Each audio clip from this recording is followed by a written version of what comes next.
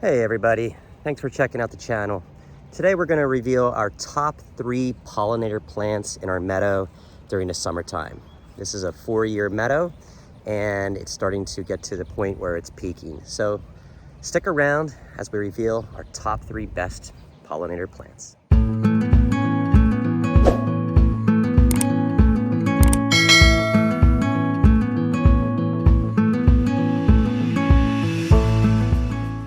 Just look at that color. I mean, absolutely amazing. And yes, that's right, you guessed it. It's Echinacea coming in at number 3 on the Powerhouse Pollinator list in 2023. The meadow has never been thriving more. These bees and birds and butterflies are going berserk over this flower. And we are too, because we're drawn to it because it helps boost our immune systems. It suppresses colds and flus. It's an anti-inflammatory as well as an antibiotic. This is a powerhouse plant at its finest.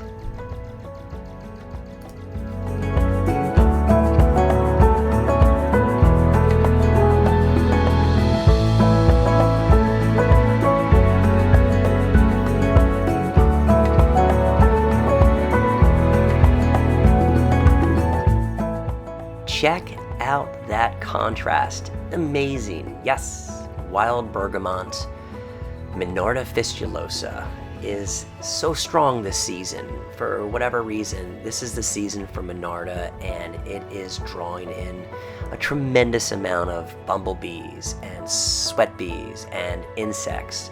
We're even seeing some hummingbirds hanging out in the meadow. It's just insane the amount of activity that this plant is producing. It is absolutely a showstopper, and that is why it's number 2.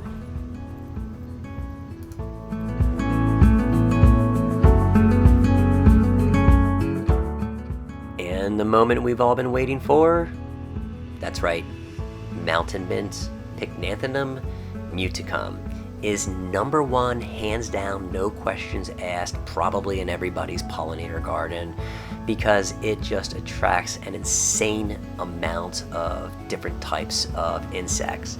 You've got hoverflies, skippers, bumblebees, wasps, butterflies, moths. This thing is loaded all day long, and especially when it starts to get hot out. When it warms up, that nectar is just absolutely flowing.